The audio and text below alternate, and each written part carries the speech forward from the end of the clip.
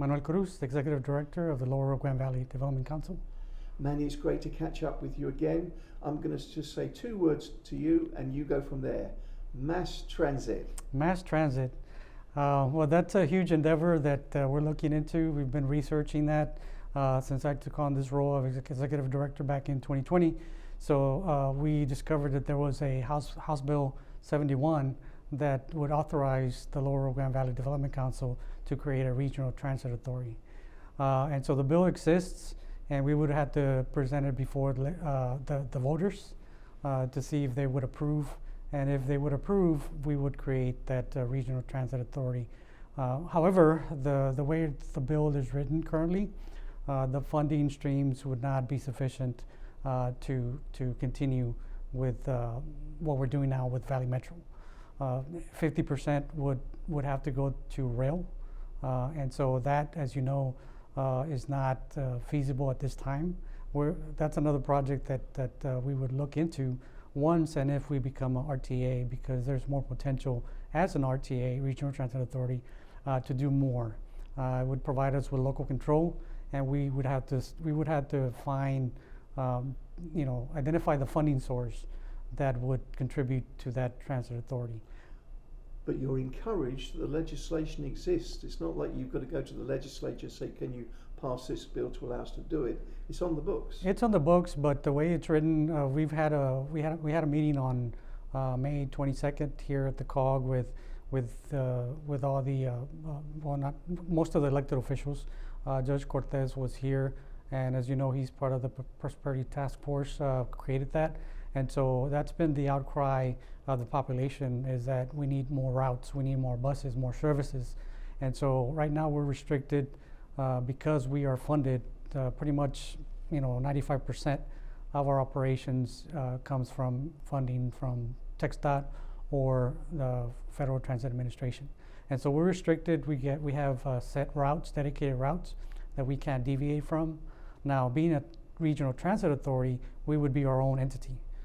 We would still apply for grant funding to those streams, but the funding would be there for us to expand service, create different routes, and so forth. Taking a page out of Corpus Christi's playbook, they formed their transit authority back in '86, in the '80s. And so right now their budget is anywhere between $60 to $70 million a year, compared to our low $14 million for Valley Metro to provide services. Well, that begs the question, where does Corpus Christi, which is smaller than the Valley, where do they get all their money? That comes from the tax revenue that they collect. They get a certain percentage that goes into the Regional Transit Authority. As you know, the sales tax is capped at this point in time, so that's not would not be an advantage to us to proceed. So right now we're researching to see what other streams of funding that we can identify, so that we can create or try to enhance the current legislation, or create a total different bill to identify that funding source, so that it can contribute to the Regional Transit Authority. Has anyone in your team gone up to Corpus Christi to see how good a program they've got? Yes, we actually went back in 2021, 2022. We met with their director up there, and they pretty much provided us with their playbook.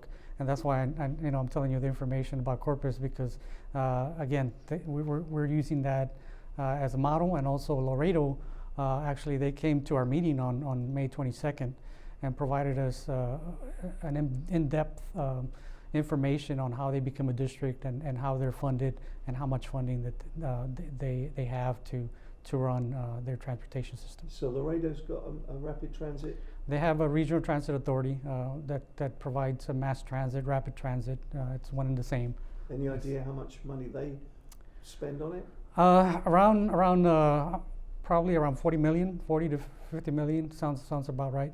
Again, putting the Valley's efforts in the shade.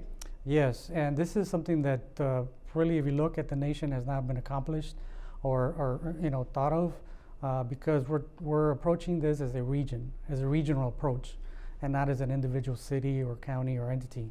It's a regional approach, and so just imagine the funding stream that we would be able to gain because of that, if all the cities would contribute just a little bit.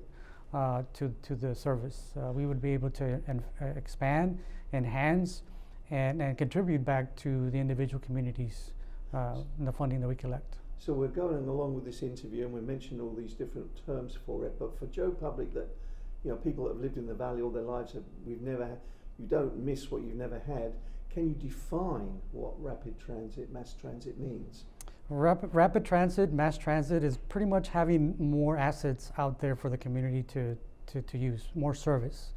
And so, like I mentioned earlier, we're restricted on the amount of routes that we have right now, the number of buses, because of the budget we have. But with our regional transit authority, we would be able to expand services without having to request approval or authorization from any funding agency. But at this stage, it would be all buses, no rail. Well, rail is still on the table, but again, our current infrastructure would not sustain, the rail system, and so part of that concept as mass transit or rapid transit would be to also identify rail projects and contribute to those eventually over time. And dovetailing all this, clearly connected, is the fact that the Colonia groups have got together, and over the years, or recent years at least, they have said that improved buses in the Colonias is their top issue. Yes. So they will, if they learn about this possibility, they probably know it already, that we could have an authority that works just on this region-wide. That's going to please them. Of course, tremendously, because right now the way it is, if a city wants a route, we would have to apply for the funding, and with funding, as you know, there's always a match associated with it, and typically it can range anywhere between 25% of their contribution to 50%, and so, instead of contributing 50% or 25%, what about 0.5% or 1% from all of us, all the entities, and we would be able to create those routes. It sounds so good. Why do you think it hasn't happened up until now? Well, because identifying the funding source, that's the big major item that we need to identify is the funding source. And again, this would be once we either modify the bill or create a different bill. When we identify the funding stream, then we would have to put it out to the public for them to vote on it. And so that's a process that we had to undergo in order to create that regional transit authority. And who was the author of that bill? Who was the visionary behind that all those years ago? That great man was Representative Martinez, here from Weslaco. And how many years ago was that? That was back in 2018, 2019, when he created that bill. And he's a big proponent on transportation services, especially for the Rio Grande Valley. And so, why not have the systems that other big cities have? We're the 5th largest region in the state of Texas when you consider the councils of government. So we're up there with Austin, San Antonio, Dallas, Houston, the 5th largest in the state of Texas. And I'm assuming they've all got a transit authority. Oh, most definitely they do. They do, yes. So you said there was a meeting of important folks in the back end of May. Perhaps a lot of the mayors were here. Was there any consensus coming out of that? Yes, obviously they were here because they were interested. Basically, we did not hear any negativity from anybody. The only issue that kept surfacing was identifying the funding stream, the funding that we need for that. And so eventually that's part of their directive to us, is to investigate and see if there's any potential funding out there that could benefit the Regional Transit Authority when and if it's created.